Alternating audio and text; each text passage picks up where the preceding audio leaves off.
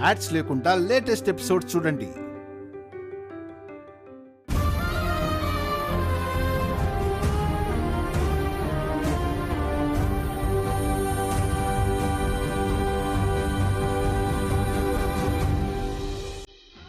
అవని,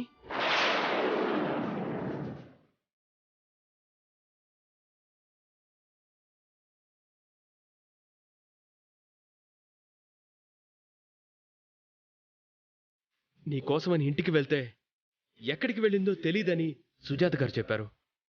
phone చేస్తే నీ phone ఇంట్లోనే ఉంది.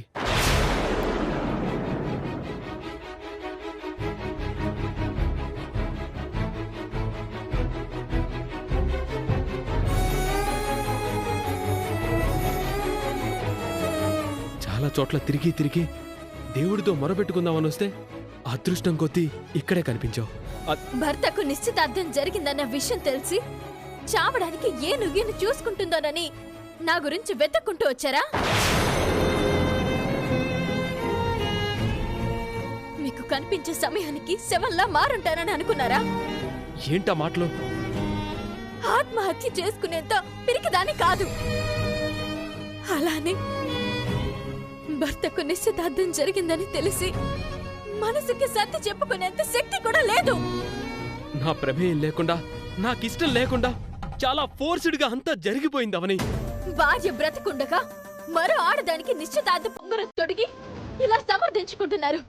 సిగ్గనిపించట్లేదా మీకు? సమర్థించుకోవడం లేదవని, జరిగింది తప్పని ఒప్పుకుంటున్నాను. నేను క్షమించమని అడగడానికే వచ్చాను. మిమ్మల్ని క్షమిస్తే ఆడజాతి నన్ను క్షమించదు.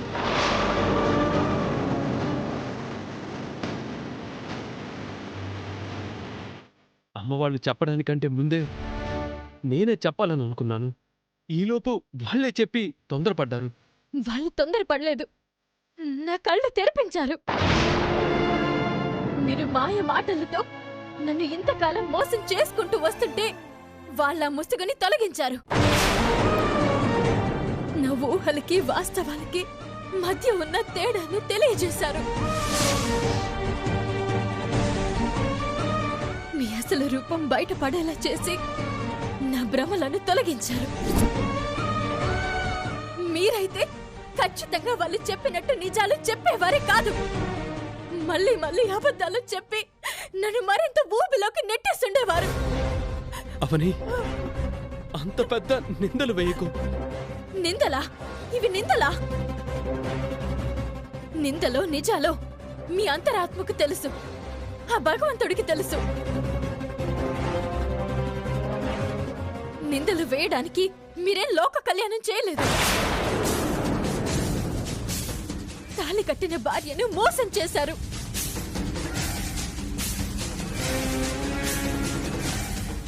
జరిగిందేంటో అమ్మ వాళ్ళకంటే ముందు నేనే చెప్పుంటే నువ్విలా అనగలిగేదానివా? అంటాను.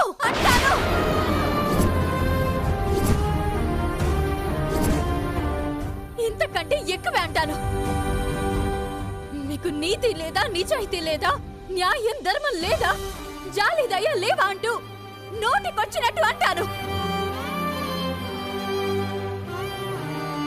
ఎందుకంటే అంతలా గాయపడ్డాను.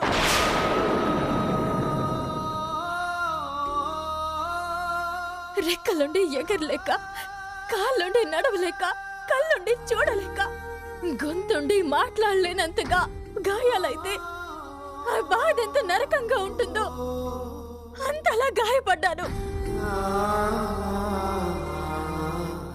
మీ అమ్మ నాన్నల కంటే ముందే చెప్పుంటే గొప్పవారైపోయి ఉండేవారా? నేను మీకు సన్మానం చేసి ఉండేదానా?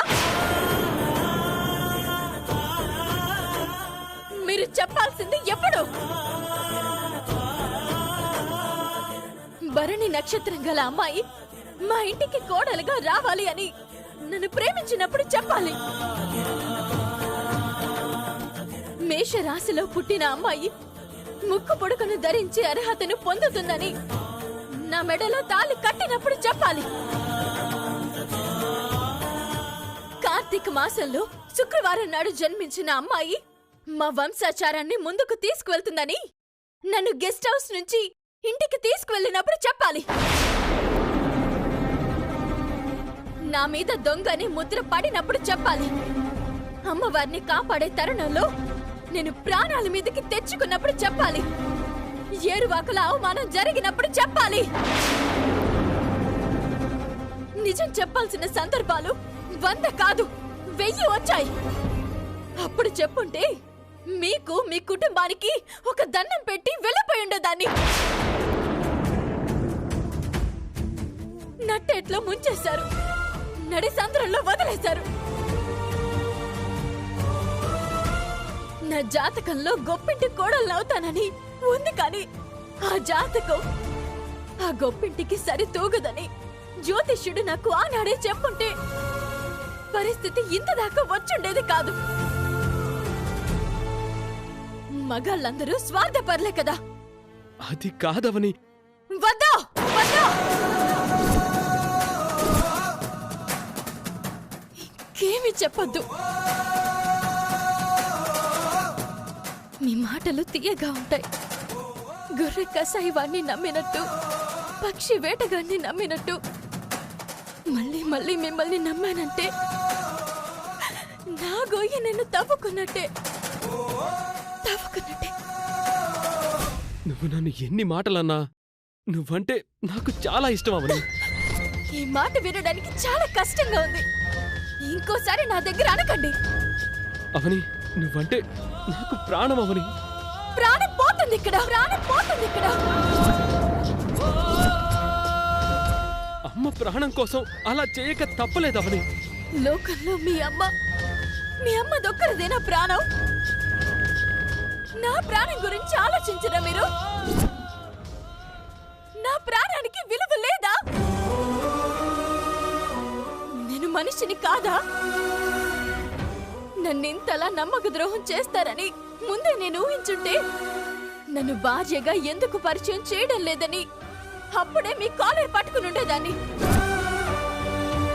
ఇప్పుడైనా మీ ఇంటికొచ్చి జరిగింది చెప్తే నా వెనుక మురళి అన్నయ్య ఉంటాడు, చెన్నై పోలీసులుంటారు. కానీ నేను అలా చేయను. ఎందుకంటే నా వలన మీ కుటుంబానికి ఎటువంటి ఇబ్బంది కలగకూడదు. అక్కడ 10 ఊళ్ళకి నష్టం జరగకూడదు. మీ అమ్మగారి ఆశయం గొప్పది కాబట్టి త్యాగానికి సిద్ధపడుతున్నాను. ఈ రోజు నుంచి మీకు నాకు మధ్య ఉన్న బంధం తెగిపోవాలి.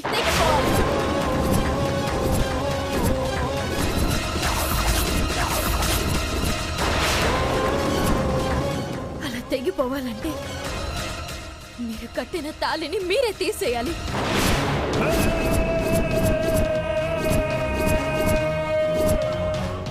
మీ సంప్రదాయాల పట్ల, ఆచారాల పట్ల నాకు గౌరవం ఉంది. వాటికెప్పుడు అడ్డురాను. ఈ తాళిని తీసేసేయండి.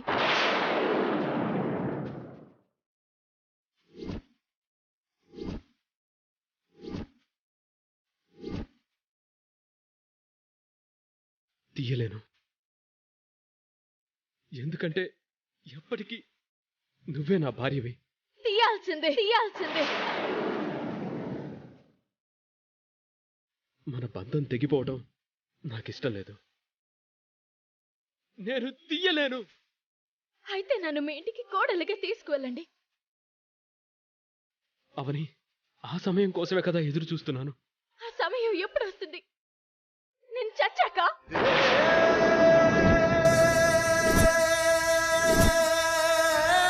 నా మాట వినవని. ఇంకా వినలేను. తాళిని తీస్తారా లేదా? తీయలేను. తాళిని ఎగతాళి చేసిన వాళ్ళకి, తాళిని తేలిక చేసిన వాళ్ళకి తీసేయడం పెద్ద సమస్య కాదు. తీసేయండి.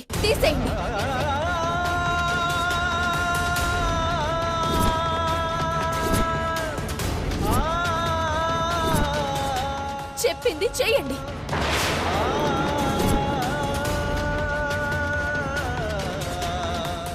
కాదు, నా వల్ల కాదవని.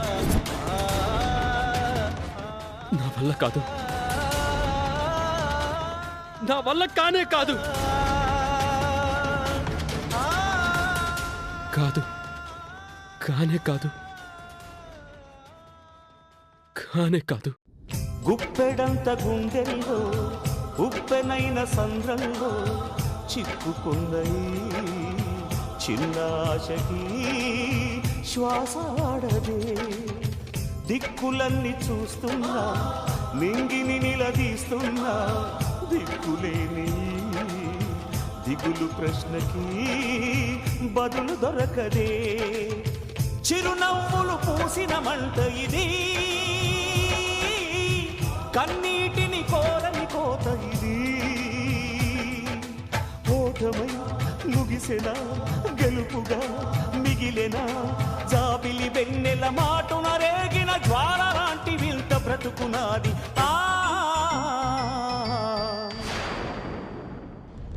ఈ తాళి నా మెడలో ఉన్నంత వరకే నేను మీకు భార్యనవుతాను.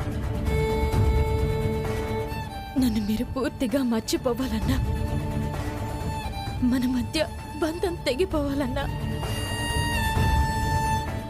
నేనొక నిర్ణయానికి రాక తప్పదు. తప్పదు.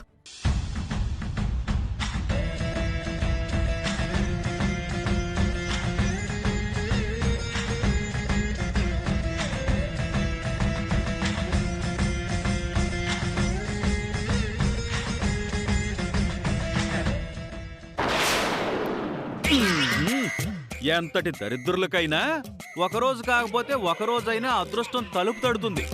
మన పరిస్థితి ఏంటి సిస్టరు? తలుపులు తెరిచే ఉన్నా లోపలికి రావడం లేదు. వేదవతమ్మ గారు, వేదవతమ్మ గారు, ఆ రండి రండి. మీ కుటుంబాన్ని దర్శించుకోవడం మా భాగ్యమయ్యా.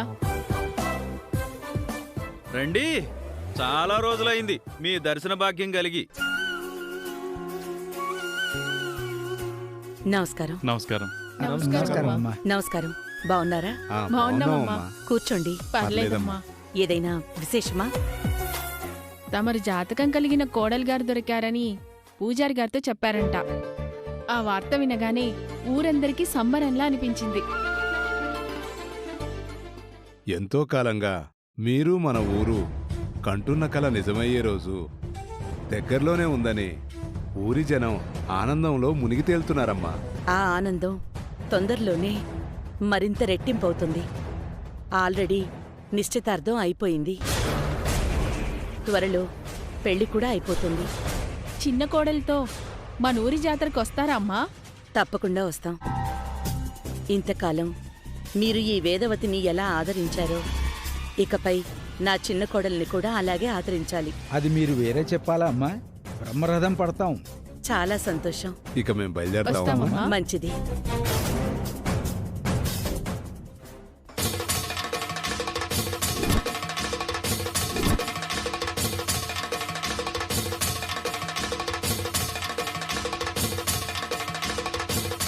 నాలాంటి నిస్సహాయురాలైన ఆడపిల్లల జీవితాలతో ఆడుకోవడం అంటే నీకు సరదా కదా? మనుషులు మోసం చేసినా దేవుడు ధర్మం తప్పడని నాలాంటి పిచ్చి వాళ్ళు ఇంకా ఇంకా నమ్ముతూనే ఉన్నారు. ఈ రోజుతో నీ మీద కూడా నమ్మకం పోయింది. గర్భగుడిలో ఉన్నావు కాబట్టి దేవుడు అయ్యావు, లేదంటే నువ్వు కూడా సాధారణమైన రాయివి, జాలి దయ లేని రాయివి. ఎవరు నా సమస్యకు పరిష్కారం చూపనప్పుడు నాకు నేనే న్యాయం చేసుకుంటాను, నాకు నేనే తీర్పు చెప్పుకుంటాను.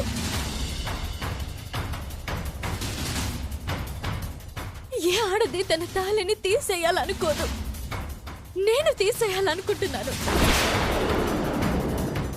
ఇది నా చేతకాని తనమని నువ్వనుకున్నా పర్వాలేదు.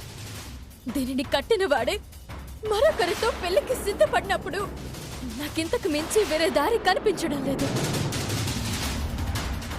ఈ బంధం నుంచి నాకు నేనే విముక్తురాల్ని కాదలుచుకున్నాను.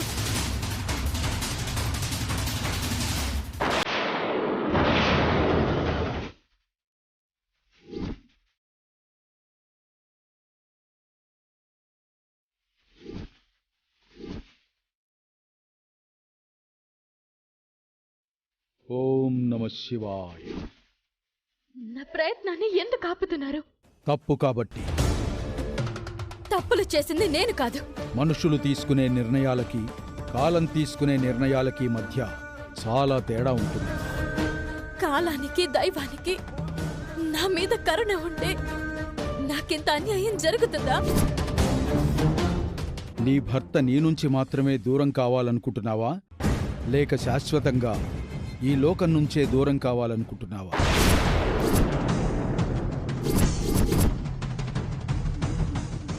ఏంట మాటలు? నీకు కోపం రావడం అన్నది సహజం, కానీ నువ్వు చేసే పని వలన అదే జరుగుతుందనేది వాస్తవం.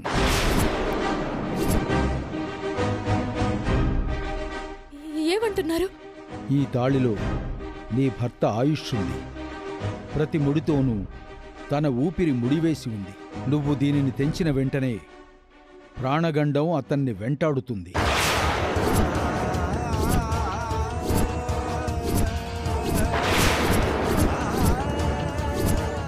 మృత్యువు కబళించి వేస్తుంది. నా మాట సత్యం. వినకపోతే చెల్లించక తప్పదు మూల్యం. ఇందాక నీ భర్తను నువ్వు నిలదీయడం చూశాను. మీ వివాహం అనుకోకుండా జరిగుండొచ్చు. అతను నీ గురించి చెప్పుకోలేకపోవడానికి అనేక కారణాలుండొచ్చు. అంత మాత్రాన పవిత్రమైన ఈ తాళిని తాడును తెంచినంత సులభంగా తెంచకూడదు. మీ పెళ్లికి ఒక కారణం ఉంటుంది. మీ అత్తగారి జాతకం కలిగిన అమ్మాయి ఆ ఇంట్లో అడుగుపెట్టడం వెనుక ఒక కారణం ఉంటుంది. అంటే ఆయన మరో ఆడదాని మెడలో తాళి కట్టబోతుంటే వేడుక చూస్తూ ఉండమంటారా? ఇంకా అంత దూరం వెళ్ళలేదు కదా. అంతవరకు దొంగ కాపురం చేయమంటారా? నీ ప్రశ్నలకు సమాధానం దొరికే వరకు తాళిని తీసావంటే అతను నీకు దక్కడు.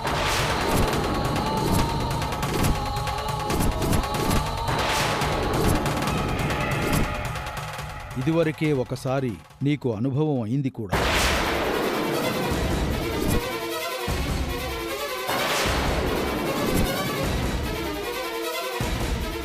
ఓపిక వహించక తప్పదు తల్లి. ఓం నమః శివాయ.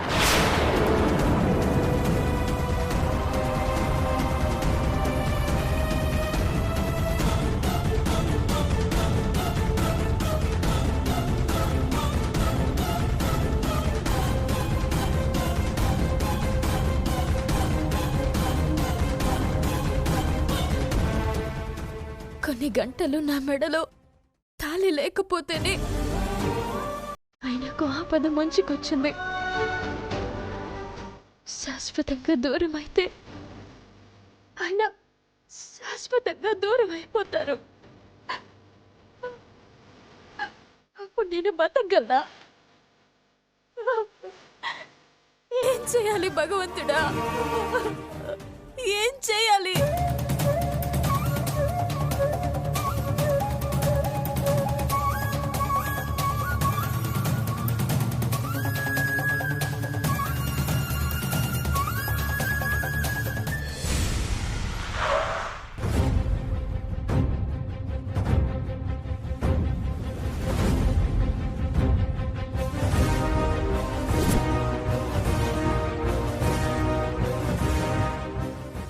వేదవతి గారు,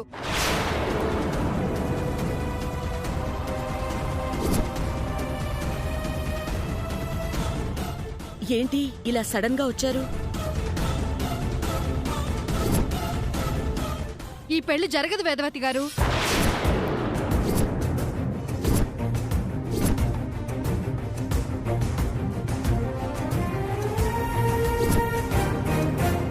ఇప్పటి వరకు జరిగిందంతా ఓ పీడకల అనుకుని మర్చిపోదాం.